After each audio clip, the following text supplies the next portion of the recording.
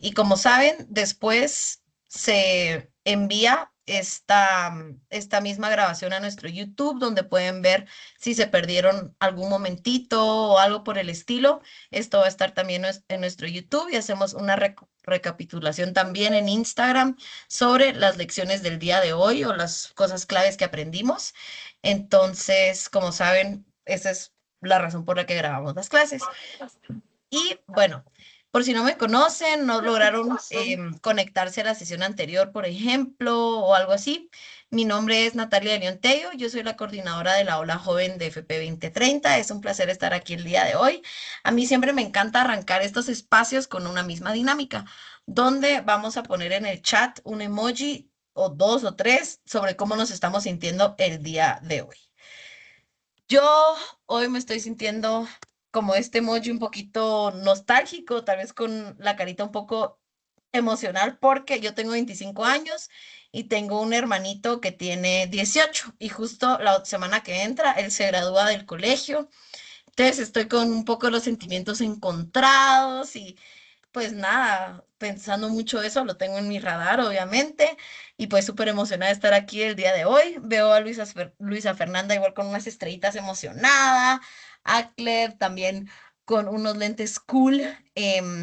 Ay, querido Castillo, que va a ser nuestro facilitador la próxima semana, súper emocionada que te lograste unir, con mucho calor, veo. Kimberly enfermita, Mariel emocionada, Angie igual, Erika, nerdecita, me encanta con los lentes. Alejandra igual enferma, todas las personas que están enfermas y todavía se lograron conectar, les agradecemos muchísimo su tiempo. Yo sé que hoy vamos a lograr abordar muchas cosas interesantes con Arly. Veo a Valeria que logró sacar un emoji que yo ni sabía que existía, de una abuelita con maracas bailando. Entonces, me encanta. Gracias a todos por participar en la dinámica. Roy con un vasito de vino, tal vez ya queriendo relajarnos un poquito después de un día cansado. Luz con un emoji del 100, Geraldine celebrando. Maret con lentes cool igual. Veo a Jacqueline con una carita feliz y un girasol. Daniela que viene en modo yoga, relajada, me encanta. Así me gusta. Yo creo que estamos arrancando con vibras muy buenas. Siempre me gusta ver qué emojis hay al comienzo y qué emojis hay al final. Y veo que hay bastante, pues, recepción muy buena, hay buenas vibras, hay buenas energías. Entonces, me encanta que estamos entrando. Alexandra sacó un mono bailando. Yo ni sé cómo se logran mover esos emojis, pero me encanta. Entonces veo que hay personas bailando en el chat, hay caritas felices, caritas cool, y con esas vibras tan buenas vamos a ir arrancando el día de hoy. Para mí es un placer estar en nuestro segundo módulo de nuestra certificación en interseccionalidad y derechos sexuales y reproductivos. Hoy vamos a hablar sobre el hecho que hay más allá de una historia y nos vamos a centrar en cómo hay perspectivas diversas para comprender a las comunidades afrodescendientes, ¿verdad? Creo que muchas veces nos pasa cuando hablamos de salud sexual y reproductiva que nos quedamos en algo muy pensando de una manera muy específica que no aplica a todas las personas y a todas las realidades que miramos en América Latina y el Caribe. Y desde la Ola Joven, eso es de lo que nos queremos alejar. Lo que queremos seguir haciendo es, como juventudes activistas, fomentando lo que pasa en nuestras realidades, ¿verdad? En nuestro día a día. Yo estoy súper, súper, súper emocionada de presentar a nuestro facilitador el día de hoy, John Arly Murillo.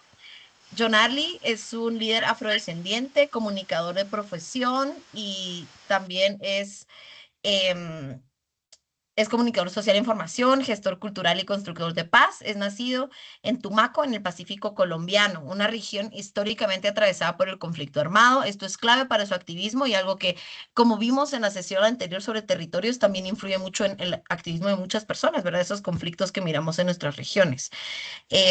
Entonces, Tumaco está atravesada por el conflicto armado, el desplazamiento forzado y la desigualdad estructural. Su historia de vida está marcada por resiliencia, la transformación social y el compromiso profundo con las comunidades históricamente excluidas, especialmente las juventudes afrodescendientes. En el 2020 fundó la Fundación NARPI, que es la Fundación Nacional de Aprendizaje Popular e Interseccional, que es una organización creada para promover oportunidades educativas, liderazgo juvenil y derechos humanos y transformación comunitaria en poblaciones afrodescendientes y vulnerables. A través de sus procesos formativos ha impactado a más de 15.000 jóvenes en Colombia y acompañado a más de 7.000 en su acceso a educación superior. Entonces, como ven, es un trabajo sumamente impresionante el que hace Arlie. Y cierro con decir que actualmente él continúa su formación en comunicación social mientras impulsa iniciativas enfocadas en justicia social, liderazgo juvenil, educación, acción climática y fortalecimiento comunitario. Su propósito es construir puentes entre las comunidades históricamente excluidas y los espacios de toma de decisiones, demostrando que las juventudes afrodescendientes no solo resisten, sino que también lideran, transforman y redefinen el futuro. Entonces, si podemos darle a Arlie abrazos, corazones, aplausos para que sienta nuestra calidez ahorita entrando en esta sesión, me encantaría. Ya veo muchos aplausos y corazones, mucha emoción, me encanta. Entonces, sin más preámbulo, querida, te paso el micrófono y voy a arrancar compartiendo pantalla. También voy a compartir en breve el Instagram de NARPI, de Fundación NARPI, que es la organización de Arlie. Al igual, ¿quieres que comparta tu Instagram también para que las chicas conecten? Dale, perfecto. Sí, con toda la... Perfecto. Entonces, eso mismo haré. Voy a pasar a compartir pantalla y podemos arrancar. Te paso el micro, querida. Súper, súper Muchísimas, emocionada. Nati, de verdad, muchísimas gracias por esa presentación, un poco extendida, pero me encanta, de verdad, es un poco lo que represento y como lo pueden ver, pues acá está también esta sonrisa súper grande que van a ver toda la pantalla, así que si se aburren, bueno, allí ya les he tirado como esa recomendación, no se cansen de mí, por favor. Muchísimas gracias por este espacio nuevamente, Nati, al Habla Joven, muy buena tarde para todos, todas y todos, de verdad que para mí es un placer estar en este espacio compartiendo un poco no solamente sobre la historia de la comunidad afrodescendiente, sino también compartiendo un poco sobre las perspectivas y sobre este camino de construcción colectiva y transformación social. Así que quiero iniciar para que demos apertura oficialmente a este hermoso webinar con una pregunta profundamente incómoda. Y es cuántas historias sobre las comunidades afrodescendientes nos enseñaron en la escuela realmente, ¿verdad? Porque cuando hablamos sobre las comunidades afrodescendientes solamente nos referimos a la historia que nos han enseñado siempre y es precisamente la historia de la esclavitud. Y es porque muchas veces cuando se habla de personas negras, personas afrodescendientes, afrolatinos, etcétera, como le queramos llamar o mencionar, pareciera que nuestra historia siempre empieza por ese profundo dolor. Siempre empieza como si hubiéramos nacido únicamente para resistir o reexistir, como yo he definido este término, como si nuestra existencia estuviera solamente limitada a la pobreza, al sufrimiento o incluso a la violencia sistemática y estructural, pero también muchas veces estatal.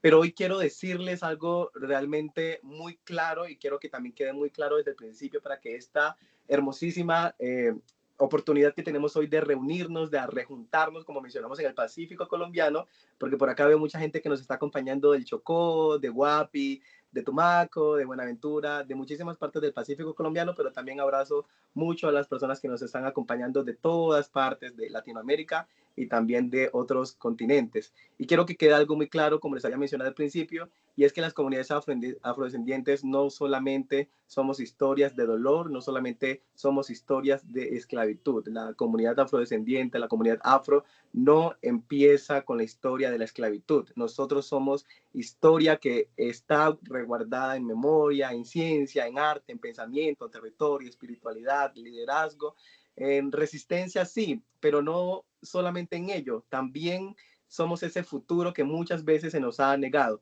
Y es eso precisamente lo que hoy quiero que reflexionemos, porque ese es un espacio más que para que yo esté hablando acá, es un espacio, una oportunidad, posibilidad de reflexionar, de pasarla rico, de pasarla súper bien y sobre todo de aprender y de construir, porque cuando nosotros hacemos esta invitación de hablar sobre los derechos sexuales reproductivos, pero como yo también lo llamo, no reproductivos, también hablamos de entender esas intersecciones que atraviesan a cada cuerpo, a cada cuerpo, a cada cuerpo. En ese sentido, pues no es igual una persona mestiza, blanco mestiza, que está atravesando por una situación de derechos sexuales y reproductivos a una persona negra, ¿verdad? Los cuerpos son completamente diferentes, disruptivos y hay que entenderlos también como desde esta manera también se narra un poco la historia. Porque el problema, como yo lo menciono, de contar una sola historia no es únicamente pues que sea incompleta. El problema para mí de contar una sola historia es que termine convirtiéndose en verdad para aquellos que nunca conocieron otra versión, ¿verdad? Ese es el problema real de no conocer sobre otras historias. Y eso es muy importante que lo podamos tener en cuenta, porque durante años realmente medios muestran cómo las comunidades afro únicamente desde la pobreza, desde la violencia, desde el conflicto, las comunidades afrodescendientes robando, por allí salen titulares, personas negras robando, por allí salen otros titulares, personas negras bebiendo, personas negras asesinando, ¿verdad? Entonces, cuando las instituciones nos reducen a cifras o a estereotipos, pues se construye una idea muy peligrosa que realmente sistematiza, pero que también muestra nuestras vidas como personas negras o afrodescendientes como menos, sin valor, que nuestros conocimientos importan menos y que nuestros cuerpos merecen menos derechos. Y ahí comienza el racismo estructural, exactamente en ese punto, cuando se invisibiliza nuestra historia y cuando se hace menos por el simple hecho de seguir generando ese tipo de estereotipos, no solamente en insultos o actos explícitos de discriminación, el racismo, también digamos lo que vivimos las personas negras, y realmente esto es lo que nos enseña, ¿verdad? Lo que nos nombra en las historias que fueron borradas. Porque, por ejemplo, muchas personas en Colombia, pocas, saben que en Colombia hubo un presidente afrodescendiente llamado Juan José Nieto Gil. Y eso es muy triste porque finalmente, ¿saben qué pasó? Lo blanquearon en los relatos oficiales, en los retratos oficiales lo blanquearon, lo hicieron pasar como un hombre blanco mestizo. Y para muchos de ustedes puede ser esto algo simple, algo ideológico, eso no tiene importancia, solamente es una persona negra que fue blanqueada, pero este acto tiene muchísima representación. Imagínense cuántas personas del Pacífico colombiano, según el DANE, que es, para las personas que no son de acá de Colombia, es el Departamento Administrativo Nacional Estadístico de Colombia, que es el que hace los porcentajes, el que mide los censos en los territorios. En el Pacífico colombiano hay más de 900,000 personas. Y imagínense cómo se siente un niño, imagínense cómo se siente más de esas 900,000 personas cuando no se les dice que, no tienen, que tienen representación, que han tenido una representación y son reducidas completamente por el hecho de su color de piel, son reducidas completamente por el hecho de los estereotipos que se difunden en medios de comunicación o los estereotipos sociales que existen. Imagínense cómo se han sentido todas estas personas que dicen que las gentes negras, que las personas afrodescendientes nunca en la vida hemos tenido la posibilidad de construir país, en este caso un país como Colombia, en donde hubo un presidente negro y que fue blanqueado. ¿Y por qué? Porque pues lastimosamente las élites en Colombia, pues hay una incomodidad, para bien o para mal hay una incomodidad. Y digamos, porque para muchas élites era incómodo también aceptar que un hombre afrodescendiente, que un hombre negro, pues había llegado al poder a una nación tan profundamente racista. Y pues eso muestra algo muy importante. El racismo no siempre se grita, el racismo no siempre se habla, el racismo borra, el racismo silencia, el racismo invisibiliza, el racismo hace que las personas negras no existan. Ahora quiero que esta reflexión que he mencionado desde el principio nos lleve a pensar algo muy importante, y es que cómo estamos atravesados, cómo nuestros cuerpos con este tema de los derechos sexuales reproductivos y no reproductivos también está atravesado. Porque hablándolo a boca abierta y sin estereotipos, pues muchas veces hemos escuchado también, bueno, es que el miembro del hombre negro, el miembro de la persona negra afrodescendiente, el pene es gigante, es más grande que cualquier otro pene. Y esto también es un estereotipo, ¿verdad? Entonces, ¿por qué es un estereotipo? Se preguntarán ustedes antes de continuar con Oti. Porque realmente cuando estamos particularizando en una especificidad del cuerpo de otra persona, pues también afecta cómo vivimos nuestra sexualidad, cómo vivimos nuestro bienestar y nuestra economía. Entonces, como ustedes pueden ver en la pantalla, que ya lo he mencionado, pues hoy hablar desde acá, pues también es hablar desde una posición que se me ha negado sistemáticamente, que se me ha negado a muchos de ustedes, que hoy afortunadamente en esta hermosa reunión, y es las narrativas que hoy permiten que las personas negras puedan ver Ari, una forma creo que hay, invisible. perdón por la interrupción, creo que hay algo raro en tu micro. ¿Me O es escucha? ¿Me alguien escucha más? ahí? No, lo que A pasa mí es también que me cuesta mucha dificultad escucharte, mi amor Lindy. Mira, lo que pasa es que veo que acá hay otra persona que tiene el micrófono encendido, es Daniela Salas. Dale, voy a silenciar. Dame un segundo. No Ay, sé si me disculpen, escucharon por favor. Ay, no te preocupes, ahí estamos. Démosle. Y seguimos, perdón, vamos justo. Dale, no te preocupes. No sé si me escuchan ya mejor. Hay que arreglar algo, no sé. Ya ¿Me escuchan? estamos. Perfecto. Se escucha mucho mejor. Dale, gracias. Bueno, también la invitación a que podamos escuchar y a que encendamos nuestros micrófonos cuando queramos participar, pero alzando la mano, la opción que nos da esta plataforma tan importante.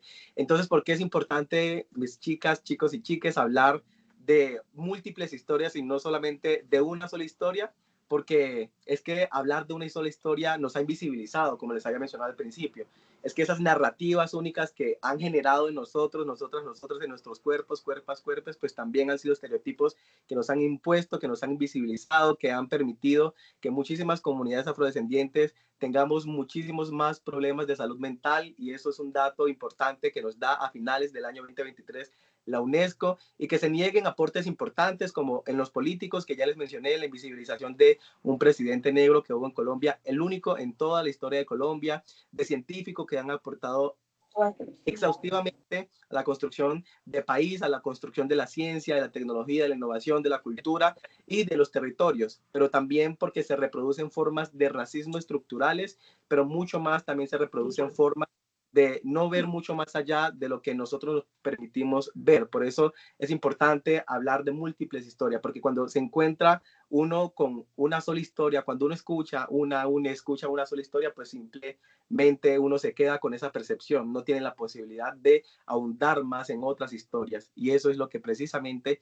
ha pasado. Entonces, continuamente, pues también es importante, pues hablar de los derechos sexuales reproductivos y no reproductivos. Mucha gente me pregunta, bueno, ¿por qué mencionar no reproductivos? Si realmente nosotros escuchamos comúnmente derechos sexuales reproductivos, y es que esto también es una forma de decolonizar el conocimiento. La academia, yo es algo que vengo peleando desde hace muchísimo tiempo, ahora que tengo la posibilidad de incursionar en este ámbito académico, y es que la academia siempre intenta llenarnos de ese conocimiento eurocentrista, de ese conocimiento colonial, y muchas veces las personas que habitamos en estos espacios no nos estamos dando cuenta que esto también reproduce estereotipos, y es precisamente no llegar a investigar otros espacios. Y cuando yo me di la oportunidad de salirme un poco de la academia y de estar mucho más acá en donde yo pertenezco, que es finalmente mi cuerpo y mi territorio, yo pertenezco al territorio, yo pertenezco a la comunidad, yo pertenezco a lo popular, pues me di cuenta que también existe algo que se llama no reproductivos. Entonces, los derechos sexuales reproductivos y no reproductivos se refiere pues también a las comunidades que han sido históricamente invisibilizadas, y son las personas que pues no quieren tener simplemente reproducción, que no quieren hacer reproducción, que no quieren dar reproducción. Entonces hablamos de las comunidades LGTBIQ+, hablamos de personas sexodiversas, hablamos de múltiples identidades que desafortunadamente la academia no nos enseña que existe, o que la sociedad no nos enseña que existe, y esto es muy importante también comprenderlo. Y cómo esto finalmente se atraviesa, se cruza con la historia de las comunidades afrodescendientes, porque es exactamente como empezamos, porque es exactamente como... Pero le voy a pagar. Entonces, Tiene el micrófono encendido. ok, ¿me escuchan? Hola, hola. Sí, dale. Dale, perfecto. Bueno, entonces, pues hasta allí yo creo que todo ha estado súper bien, súper claro, vamos, súper chévere. Y ¿por qué contarlo desde mi historia? ¿Por qué desde mi experiencia? Entonces, yo quiero también compartir con ustedes que, pues desde mi experiencia comunitaria, desde mi experiencia social, trabajando con jóvenes del Pacífico colombiano, más de 15.000 jóvenes que son finalmente más de 15.000 cuerpos diferentes, cuerpas diferentes, cuerpos que no son los mismos, ¿verdad? No son las mismas, no son las mismas. Y he visto también cómo muchos chicos, chicas, chiques cargan con preguntas, con inseguridades, con heridas emocionales, y sentimentales que nunca han podido expresar porque sienten que nadie simplemente les escucha. Y por eso, para mí y para todos, todas y todos, este tema debe ser muy importante, porque hablar de sexualidad también es hablar de dignidad, es hablar de consentimiento, es hablar de respeto, es hablar de justicia social. Y así quiero detenerme en algo profundamente importante, y es que las comunidades afrodescendientes no necesitan que las incluyan en la historia. Es algo que siempre se ha repetido y quiero que acá también quede algo muy claro. No necesitamos que las comunidades afrodescendientes se incluyan en la historia. ¿Cómo podemos incluir algo que ya existe, verdad? Según la ciencia, la historia de la humanidad empieza en África, en un territorio que hoy se conoce como, se me va, Dios mío, ¿quién me ayuda? En un territorio, a ver, ¿dónde está? Bueno, se me va el país, el nombre se me va, queda por ahí cerquita de Sudáfrica. Y se dice, según la ciencia, que la historia de la humanidad empieza allá. Entonces, vincular a, por acá me están ayudando por el chat, les agradezco muchísimo. Y se dice que la humanidad empieza allá. Entonces, esto según la ciencia. Es decir, no estamos tampoco acá tratando de decir que es una verdad absoluta, pero es lo que se ha comprobado con todos los estudios que hoy tenemos la posibilidad de tener. Entonces, pues acá también estamos hablando de una invisibilización estructural, estamos hablando de una invisibilización que ha sido completamente discriminatoria, pero que también se produce mediante los discursos de representaciones sociales, mediante las historias y demás. Entonces, acá nos dice el compañero, la compañera Etiopía. Excelente, muy bien, ese es el país. La historia de la humanidad, según la ciencia, empieza en Etiopía. Y ¿por qué pues este dato tan random que damos acá así de manera particular, de manera random, es importante? Pues porque estamos aquí, o sea, porque ya estábamos aquí, porque siempre hemos estado aquí, porque construimos país, porque defendemos territorios, porque creemos en la cultura, porque levantamos economías, porque transformamos el lenguaje, la música, el arte, la política, y porque siempre hemos existido. Entonces hay que erradicar también una forma de entender esa decolonialidad, esa deconstrucción social, es entender que la historia de las comunidades afrodescendientes no necesita ser incluida, sino que necesita ser reconocida. Lo que necesitamos es ese reconocimiento, esa reparación y esa representación digna, ¿verdad? Necesitamos que las nuevas generaciones también, ustedes, chicos, chicas, chiques que están acá, pues entiendan finalmente que la historia afro no puede reducirse a cadenas, a esclavitud. También debe hablarse de liderazgo, de pensamiento, de amor, de creatividad, de transformación, de reconstrucción del tejido social. Y ustedes como jóvenes, como adultos, como niños, niñas, adolescentes, tienen un papel enorme en eso. Tenemos una gran oportunidad hoy de hablar, de reunirnos, de rejuntarnos, y es cuestionarnos estos estereotipos que están transformando el mundo, que han transformado a comunidades. Lo importante que es que esos estereotipos desaparezcan y que cada vez que escuchemos otras historias se está también ayudando a que el racismo se rompa.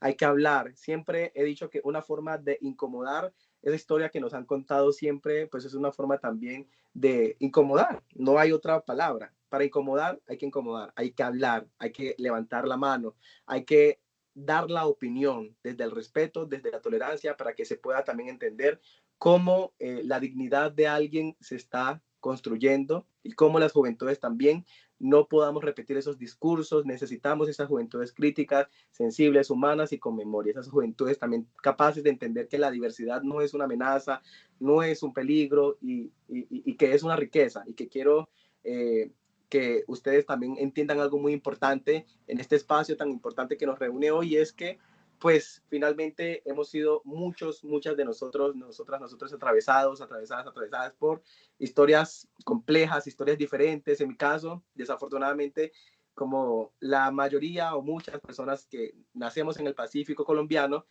pues hemos tenido historias fuertes. En mi caso, yo cuando tenía 6 años fui desafortunadamente violentado sexualmente, agredido sexualmente, me violaron cuando tenía 6 años. ¿Y qué hace un niño cuando tiene 6 años?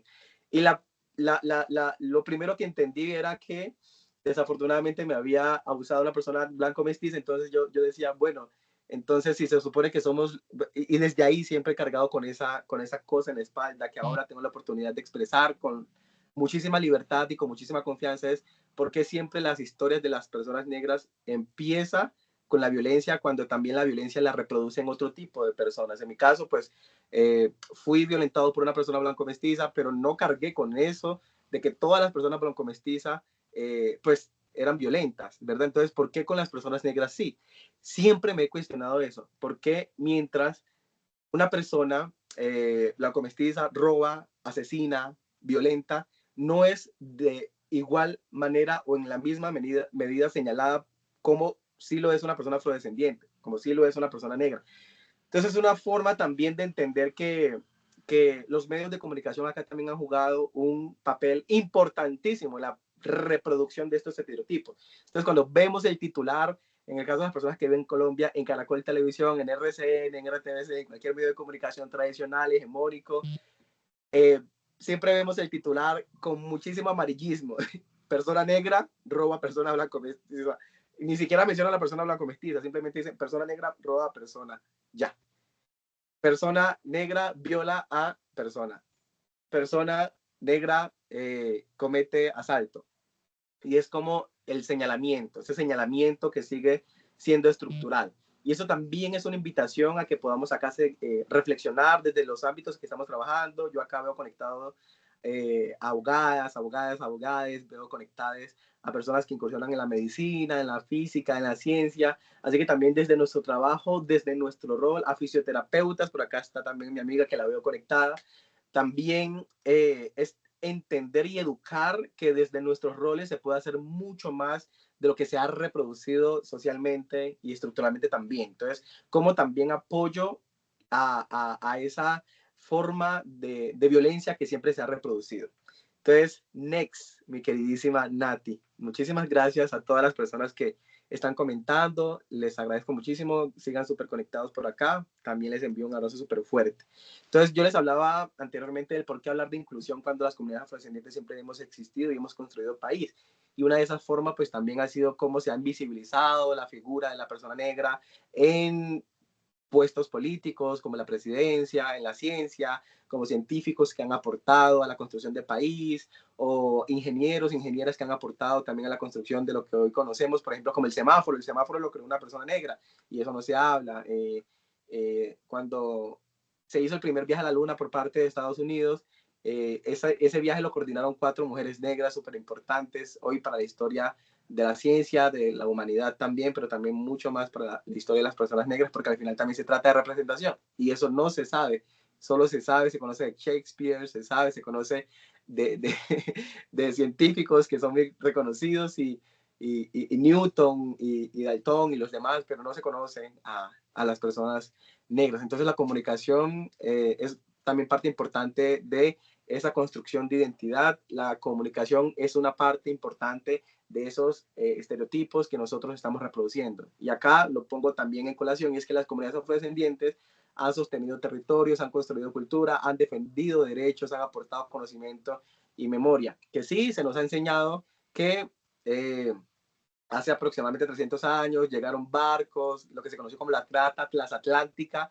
precisamente en Colombia, a Cartagena, que fue el puerto principal de ingreso de personas en situaciones de esclavitud, pero no se nos enseña que antes de ya habían llegado personas negras a territorio latinoamericano. Y eso es muy importante también entenderlo, porque solamente conocemos la historia de los barcos negreros que llegaron a América Latina, pero no conocemos la historia de Mansa Musa con su hermano Musa también, que llegaron a territorio nacional antes que Cristóbal Colón. Y esto no lo digo yo porque simplemente lo quiera decir, no lo digo yo porque simplemente sea un dato random, sino que está escrito, está documentado. Ustedes se pueden dirigir al repositorio de la UNESCO y van a encontrar datos tan importantes que a ustedes los van a hacer reflexionar también sobre eso que definitivamente pues estoy acá afirmando. Y es tan importante conocer que la historia de las personas en América Latina no empieza con la llegada de los barcos esclavistas, no empieza con la llegada de lo que se llamó la Trata Transatlántica, que fue un tratado que se firmó en Alemania hace 300 años, cuando se dividieron literalmente con líneas verticales, horizontales, con líneas a todo el continente africano para repartírselo en todo el territorio europeo, pues también estoy diciéndoles y dándoles una invitación importante a que podamos investigar desde nuestra parte, a que podamos también hacer un proceso de trabajo exhaustivo y podamos conocer esa parte que no nos enseñaron. Entonces, aprendamos de Musa. ¿Quién fue Mansa Musa? Que Mansa Musa fue un rey porque la mayoría de las personas en África también tenían esta estructura política, esta estructura estatal, esta estructura gubernamental de la monarquía. Entonces Mansa Musa era un rey de lo que se conoció como el reino de Mali y todos los reinos que habitaron en el África subsahariana, África occidental y demás. Y antes de llegar Cristóbal Colón ya había tocado el continente americano.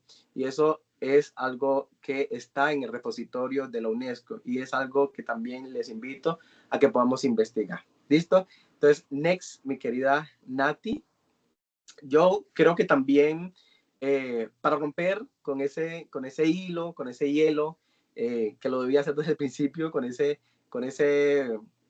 silencio que acá está, porque me da un poco de temor que los veo pero no los escucho y no sé si me están escuchando, pues vamos a poner en los comentarios qué historias conocemos sobre las comunidades afrodescendientes.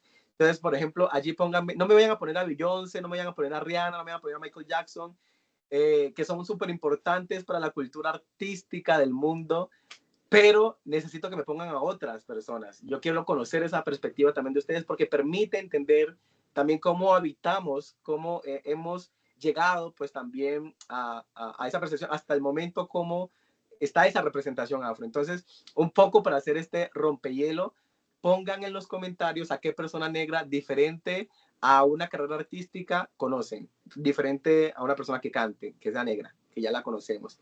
Acá nos dice Luzma, María Ro, Mafe nos dice Toto, la Mamposina. Le enviamos todas las condolencias a sus familiares. Lastimosamente murió ayer nuestra Toto, la Mamposina, quien fue una realmente cantautora de nuestro Caribe colombiano y que realmente contribuyó mucho también a esa identidad cultural, artística y musical de nuestro país. Así que le enviamos un realmente saludo muy especial a todas las familiares y familiares de nuestra Toto la Mamposina. Por acá también nos dicen,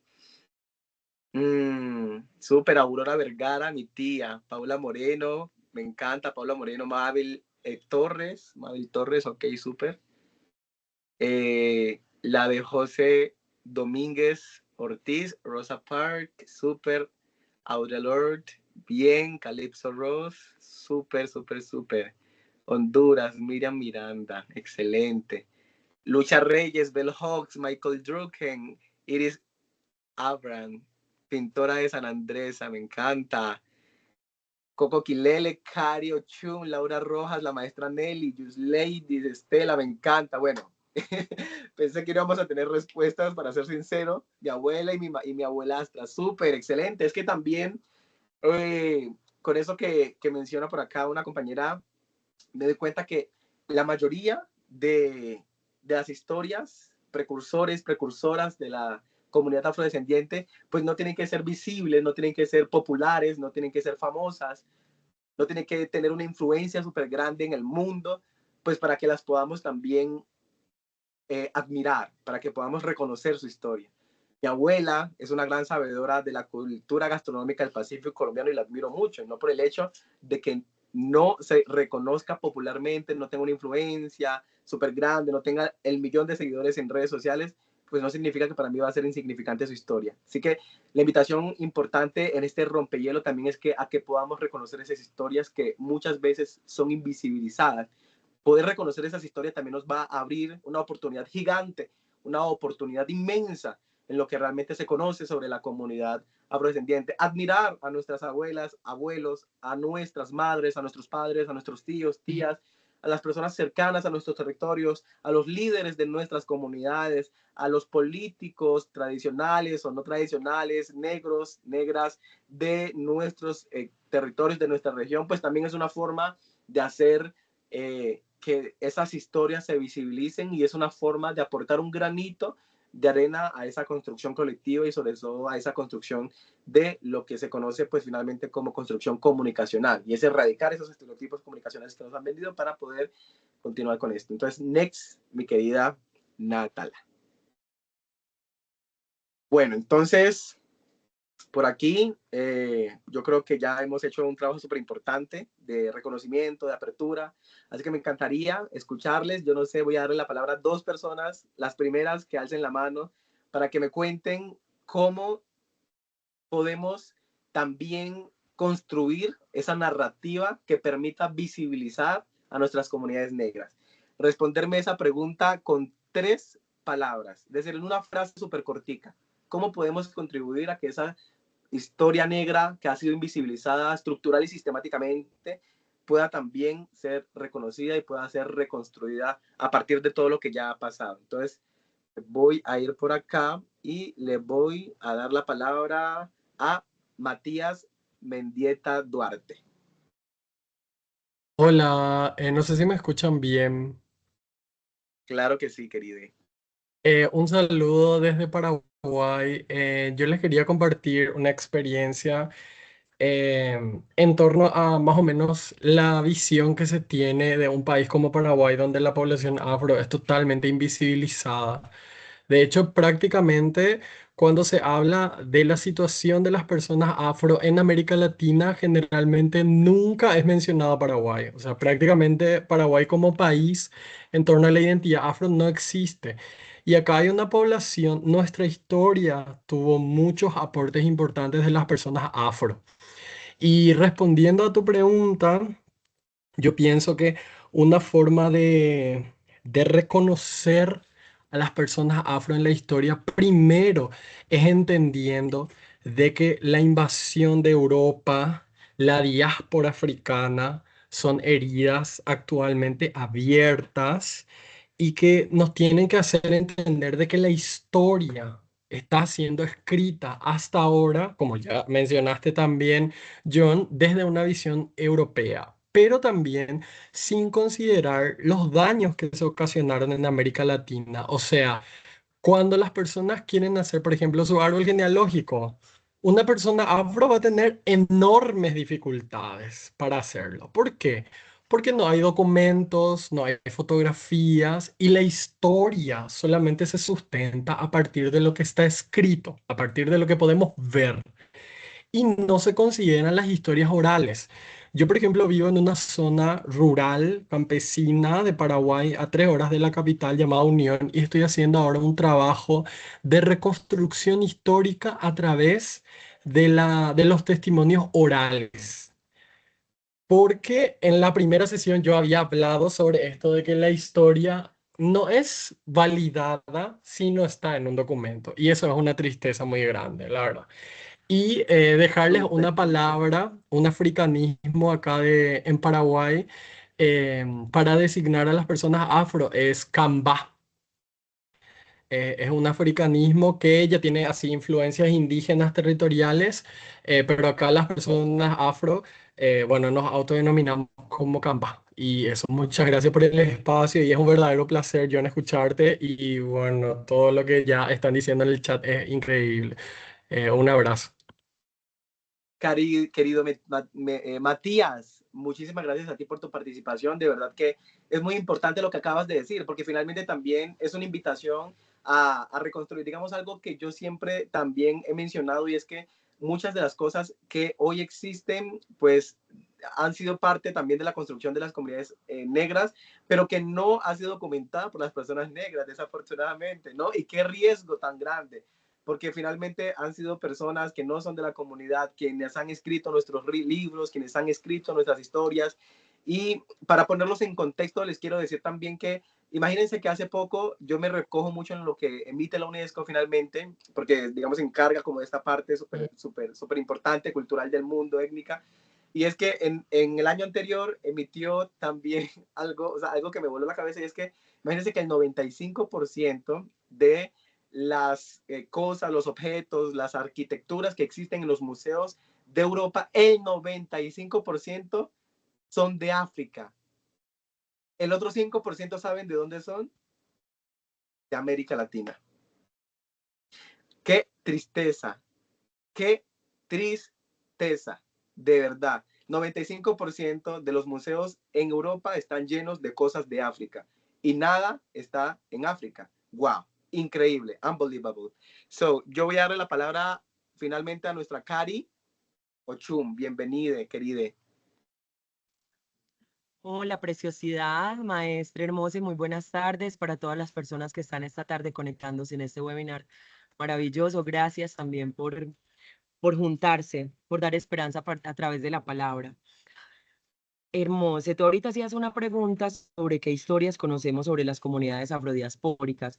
Yo quisiera ir a esa pregunta, y es porque reimaginar la historia es un acto profundamente descolonial de los relatos que nos tienen situadas a las poblaciones racializadas en los lugares que ocupamos actualmente, que no es más que el tránsito normativo entre ser una persona esclavizada y ser una persona que vive los efectos de la post-esclavización. ¿Y cuáles son esos efectos? Racismo estructural, tensiones territoriales, habitancia en crisis humanitarias, territorialidades donde no existen ni se aseguran ni derechos ni servicios básicos fundamentales, estar en la mitad de la guerra, parir hijes para la guerra, que de nuestras selvas no salga comida sino balas, que nuestros ríos sean declarados como personas y sujetos de especial protección, cuando debería ser la fuente de todo lo que representa no solo espiritualmente Ochum, sino también cosmogónica y cosmoperceptivamente nuestra territorialidad. Y de lo que yo les quiero hablar es de tres mujeres, Anarcha, Betsy y Lucy. Anarcha, Betsy y Lucy son las madres de la ginecología. En aquel momento, entre 1850 y 1900, cuando el hombre blanco experimentó sobre el cuerpo de la mujer, porque antes no era tenido en cuenta ni siquiera como sujeto de estudio el cuerpo de la mujer. Ahora imagínense el cuerpo de las mujeres negras esclavizadas. Cuando el hombre blanco abrió la primera mujer para explorarla por dentro, fue a mujeres negras, y a partir de ellas descubrió lo que mal llaman las trompas de Falopio. Falopio era otro hombre de estos carniceros de la ciencia, blancos. Otros descubrieron el útero y la importancia de la existencia, otros se valieron para validar las teorías más astrales y espirituales del útero, pero todo a partir del esculcamiento y el manoseo cruel, inhumano y, y como terrorífico, ¿sabes? Sangriento del cuerpo de la mujer negra. Entonces, a partir de la creación de todo el sistema de reproducción femenino que nace de estas tres mujeres, Anarca, Betsy y Lucy, es que podemos tener acceso a la ginecología, a la obstetricia, pero no tenemos en cuenta la experimentación sin consentimiento, la contribución forzada que hay sobre ellas a la existencia de esta rama del saber médico, que es tan importante y tan necesaria, no solamente para las corporidades feminizadas que son socializadas como mujeres, sino también para los hombres trans que también menstruan y paren, y para las corporalidades como la mía, que somos no binarias y negras. Eso quería contar. Amor, gracias por concederme la palabra, y mucho ashe para ti, para tu mente. Querida, mucho H y mucho malungaje para ti, para todas las personas que nos acompañan en este momento. Cari, de verdad te admiro muchísimo. Gracias por ese dato tan raro, tan importante. Y es que eso que acabas de mencionar me pone precisamente en contexto de algo que hoy para muchas personas también es un poco de desconocimiento, ¿no? Y está Sarah Berman. O sea, imagínense ustedes una persona negra que fue expuesta en un museo en Sudáfrica en el siglo XIX, que pertenecía a la etnia congoligi, cuyo cuerpo fue explotado, esclavizado, exhibido en circos europeos, debido pues a sus grandes glúteos y características físicas. Eso fue exactamente lo que pasó a Sarah Baartman, con sus cuerpos, con nuestros cuerpos, con nuestras cuerpas, con nuestras cuerpos. Cari, como lo has mencionado perfectamente, pues también ha experimentado, y esto también es una forma de entender que ese racismo estructural sigue vigente hasta el día de hoy. Porque, por ejemplo, lo podemos ver denotado en todo lo que hemos vivido. Por ejemplo, cuando hay una persona negra, lo primero que se le ve son los atributos. Entonces, que un hombre negro tiene mucho más grande el pene que un hombre blanco mestizo, que un hombre blanco. Una mujer negra debe tener las nalgas o la cola mucho más grande que una persona, una mujer blanco mestiza, entonces solamente somos objetos sexuales. Entonces eso es muy importante porque también hace parte de un post-esclavismo, como tú lo has mencionado, que aún sigue vigente hoy, que si bien ya no es a través de las cadenas, que si bien ya no es a través de la segregación, que si bien no es ya a través de todos esos estereotipos que anteriormente podíamos ver, pues sigue siendo vigente y sigue estando presente hoy en las más profundas y mínimas acciones de nuestras sociedades. Así que de verdad que esto es muy importante y que nos pone también a pensar y a reflexionar mucho sobre el papel tan importante que hemos tenido como comunidades y sobre la importancia también de entender que estas narrativas permiten construir, pero también permiten hacer un proceso de reconstrucción sobre las identidades que nos atraviesan, sobre los cuerpos que nos atraviesan y sobre las personas que han sido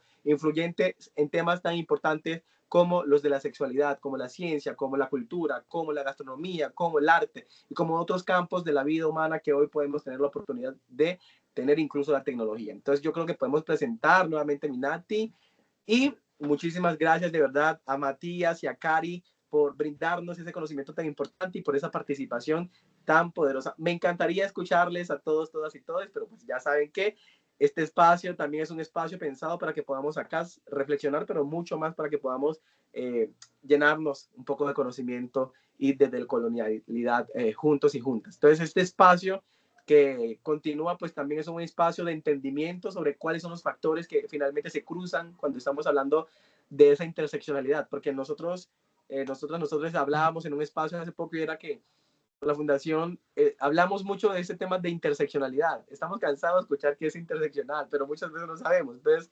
interseccional que nos atraviesa muchas cualidades al mismo tiempo, ¿verdad? Entonces, que ser negro, al mismo tiempo ser víctima del conflicto armado, al mismo tiempo ser o haber sido una persona violentada, sexual, estructural, sistemática, estatalmente, al mismo tiempo venir de un territorio olvidado estatalmente, al mismo tiempo pertenecer a una clase social obrera o clase social vulnerable o baja, tener una orientación sexual diferente, tener una discapacidad, una edad joven, adolescente, niño, niña, niñe, un resultado de mayor exclusión y barreras para ejercer el derecho.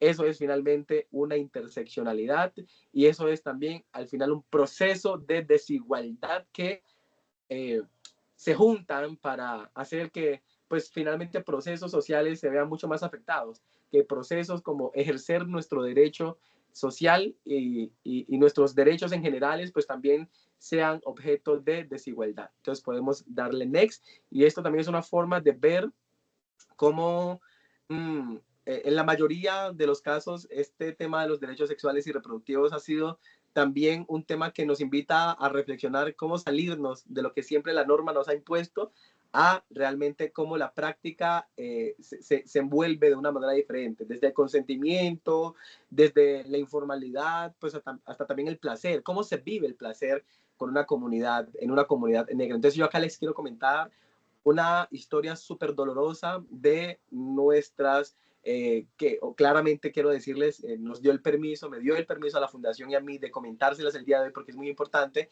una directora importante en nuestro hermosísimo proyecto, nuestra organización, la Fundación NARPI, y es que ella nos comentaba que cuando había sido violentada sexualmente en Buenaventura, Buenaventura para las que no conocen, queda 3 horas, aproximadamente 300 kilómetros de Cali, la capital del Valle del Cauca, y es también en la zona del Pacífico colombiano afectada fuertemente por el conflicto y por la violencia estructural y sistemática. Que cuando imagínense, el Estado, es decir, cuando la Armada Nacional, acá no estamos hablando de grupos armados delincuenciales, cuando la Armada Nacional entró a su territorio, estaban 3 amigas, en ese momento ya tenía 17 años, y les abusaron sexualmente. Y cuando las abusaron sexualmente, sus otras 2 amigas, que eran blanco-mestizas, tenían algo diferente. Entonces ella decía que a ella era la única que la señalaban por su color de piel. Entonces, mientras el hombre militar, blanco mestizo, le estaba abusando, le decía continuamente: negra, asquerosa, no sirves para nada, eres esclava. Negra, asquerosa, no sirves para nada, eres esclava.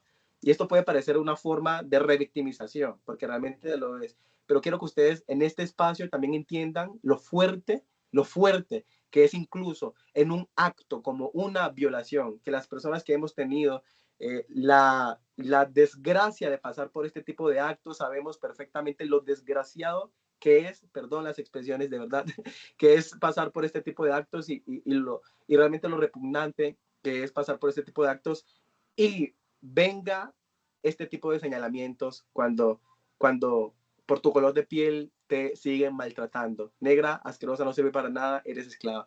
Y eso también es una forma de entender que nuestros cuerpos, nuestras cuerpas, nuestros cuerpos, en contexto de los derechos sexuales, reproductivos y no reproductivos, pues también han sido pues completamente negados. Esos tabúes culturales que tenemos, esa discriminación racial, esa falta de acceso a la salud de las comunidades afrodescendientes ha sido completamente profunda, ha sido completamente exhaustiva.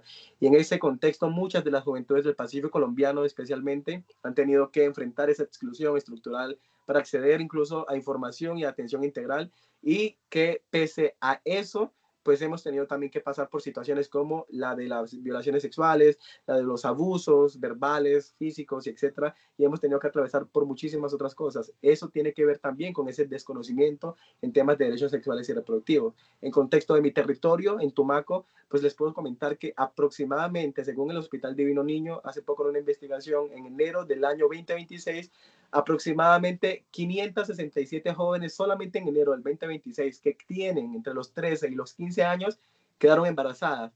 Niñas, más de 500 entre los 13 y los 15 años. 13 y 15 años, niñas.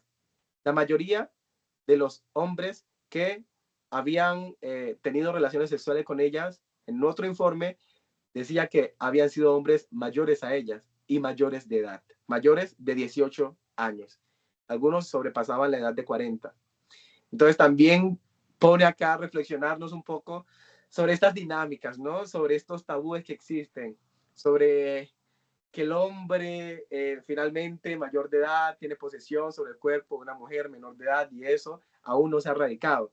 Entonces, eso también es una forma de entender cómo, imagínense en zonas en donde yo le llamo la periferia, en Bogotá o en el centro del país le llaman la Colombia profunda, a otros territorios, y cómo nos llega la información.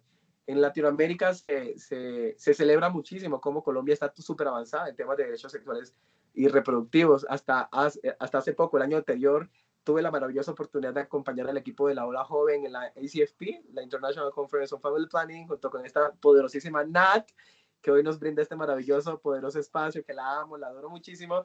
Y allá en esa oportunidad de construir red, en esa oportunidad de compartir ese contacto también para ver cuáles eran los avances que se tenían a nivel de continente africano, a nivel de continente asiático y demás, pues la gente quedaba muy aterrada con todo lo que estaba pasando en Colombia a nivel de avances, ¿no? La despenalización del aborto, pues todo este tema de los derechos sexuales y reproductivos, pues también todo este tema de que finalmente las comunidades homosexuales podríamos tener, digamos, un cónyuge, es decir, podamos casarnos libremente por lo civil.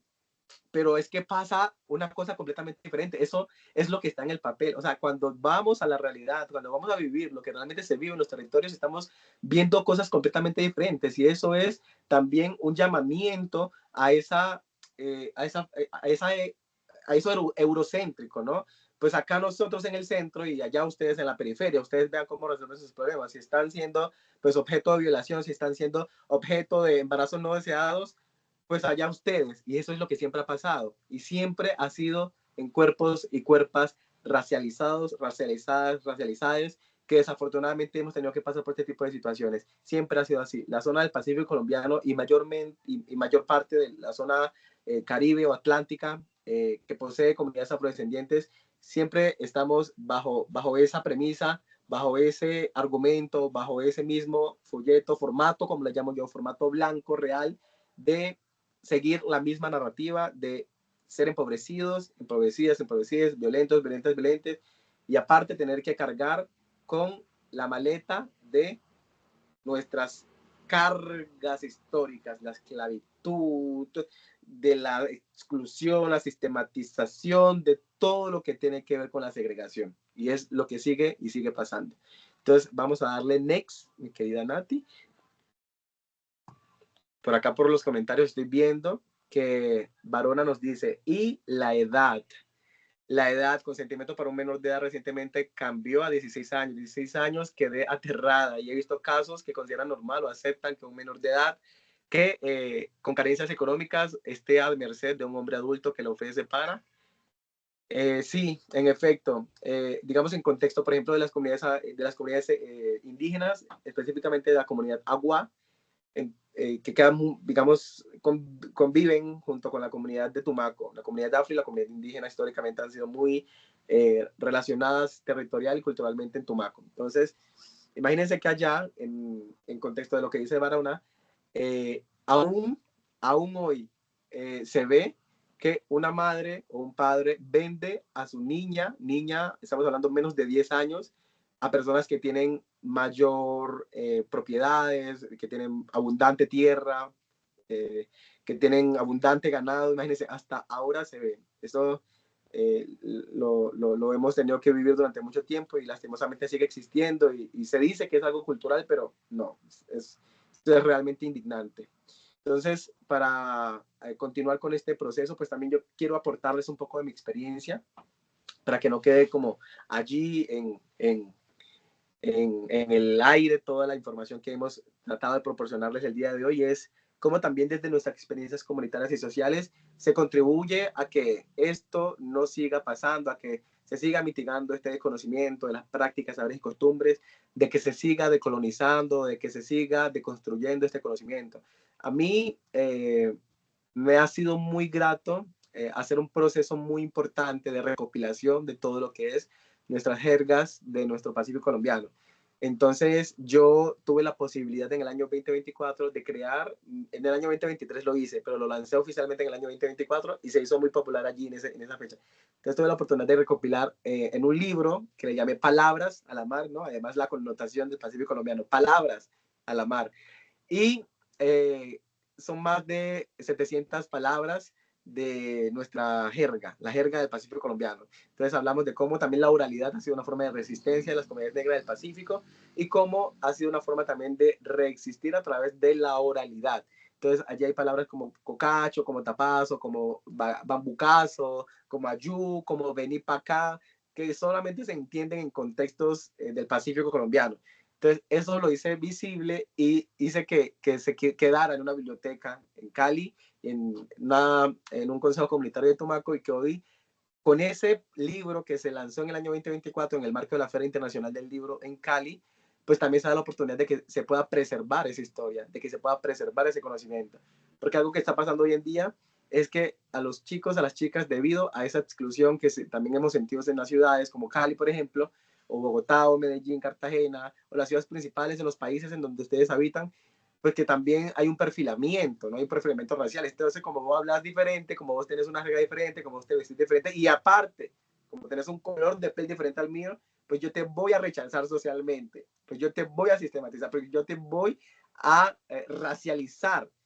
Entonces, ese libro lo que hace también es una forma de preservar esa historia y de enorgullecer de alguna manera pues esas formas que hemos tenido las comunidades en contexto latinoamericano de reexistir, y pues también con todo este tema de lo colonial y lo estructural, lo sistemático, lo estatal y demás, pues una forma también de salirnos un poco del sistema y decirnos, vea, sí, ahí está la RAE, ahí está todo lo que ustedes han creado, inventado, pero pues también acá está nuestro diccionario.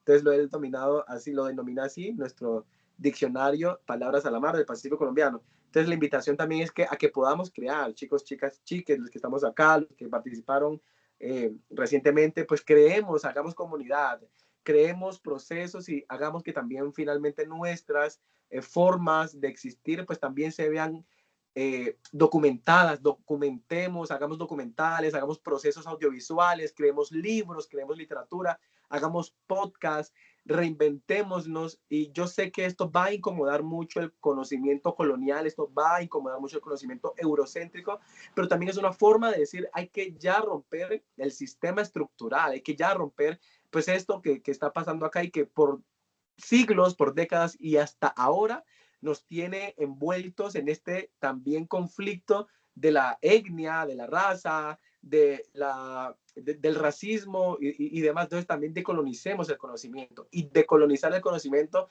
es documentar nuestras expresiones propias, identitarias y culturales, lo que hizo hace poco nuestra maestra Momposina, a quien nuevamente, como lo mencioné al principio, le enviamos de verdad a todos los familiares que hoy la están doliendo y a las personas que la admiramos muchísimo, muchísimo respeto y un descanso eterno de verdad, es documentar nuestras expresiones. Entonces ya comentaba cómo del Caribe colombiano desplazándose a la ciudad de Bogotá, pues ella no quería que se perdieran sus costumbres y sus tradiciones. Entonces lo que ella hizo fue traer todo eso que se vivió en el Caribe, en el contexto también de lo colonial, en el momento, pues, en historia de Colombia, cuando hubo la guerra entre los liberales y los conservadores, que hubo mucho más, pues, racismo y que siga habiendo y demás, pues ella, la forma de resistir de su familia y de ella de reexistir también era cantando bullerengue, cantando todas nuestras danzas, cantando todos nuestros alabados, cantando todo lo que nos hace parte integral de nuestras comunidades, de nuestros procesos y demás. Entonces,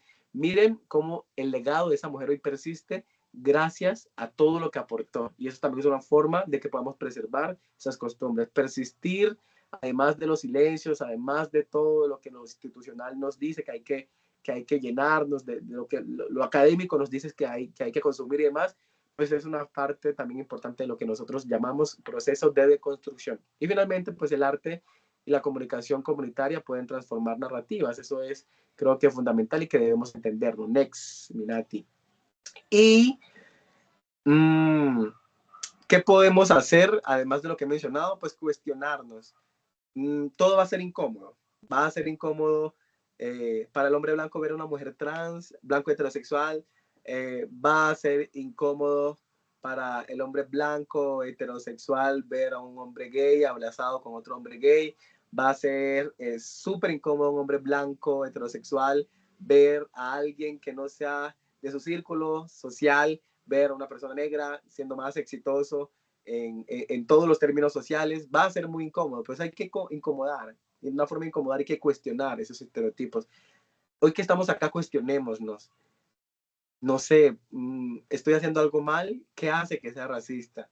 ¿Qué hace que yo no pueda tener una relación con una persona negra? Y no les estoy invitando, claramente, eso no es una invitación a que ustedes lo hagan, pero es una invitación profunda a cuestionar los estereotipos, porque aunque estemos en este proceso de colonización, que estemos en este proceso de construcción, va a ser difícil, pero les quiero hacer esta invitación muy especial y por eso lo puse allí de primero como acciones posibles para hacer.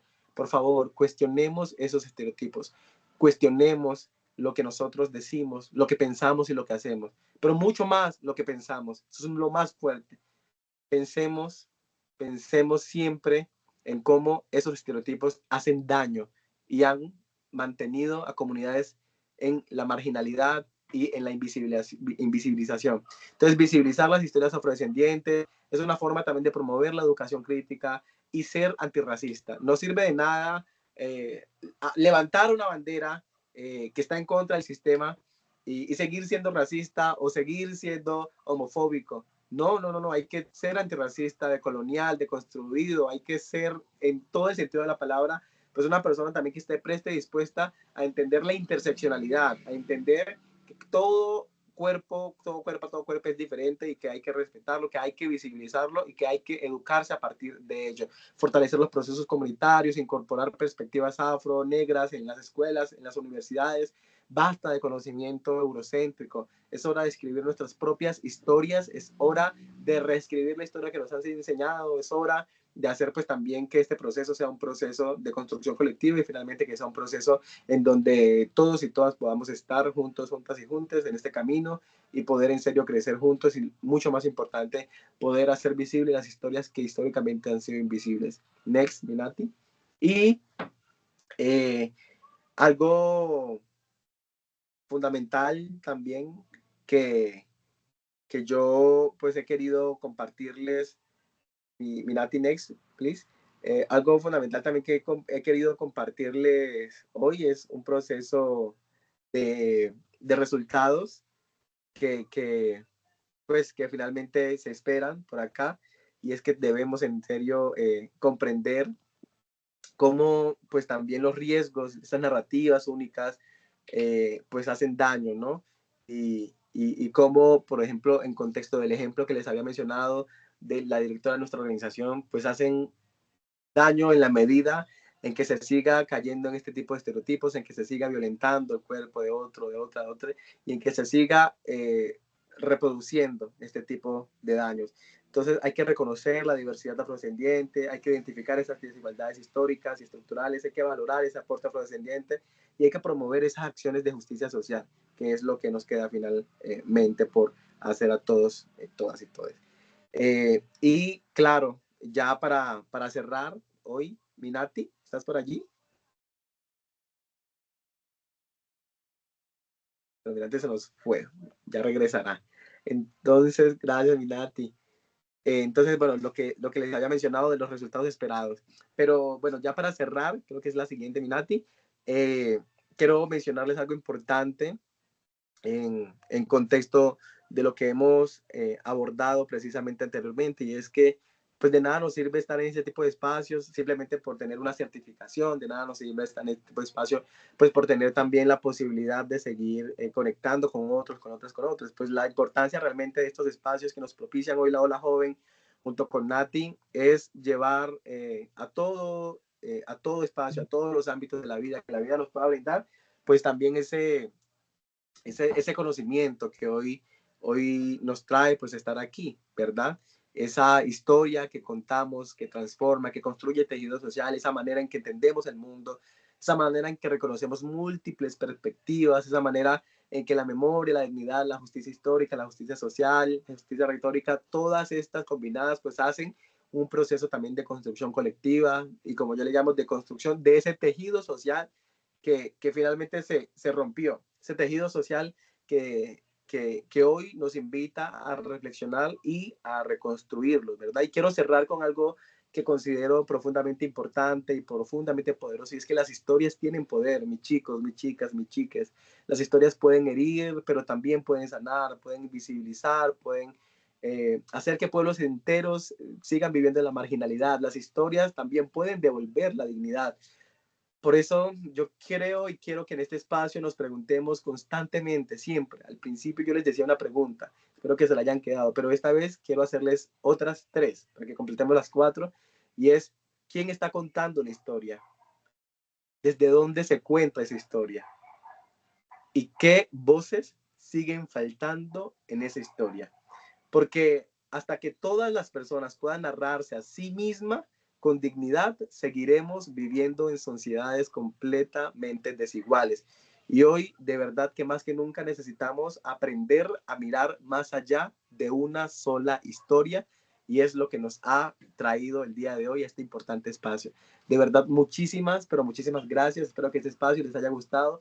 Es compartir no solamente un poco de la historia que yo les he traído el día de hoy, es compartir un poco del conocimiento, de los saberes que poseo, sino también es una oportunidad de que podamos seguir construyendo tejido social, como les mencionaba, seguir haciendo este tipo de espacios posibles en todos los espacios que nos puedan propiciar, políticos, culturales, académicos, hegemónicos y demás, y a seguir contando historias, a seguir haciendo de estos espacios una forma de transformación colectiva y de transformación social. Muchísimas gracias por escucharme.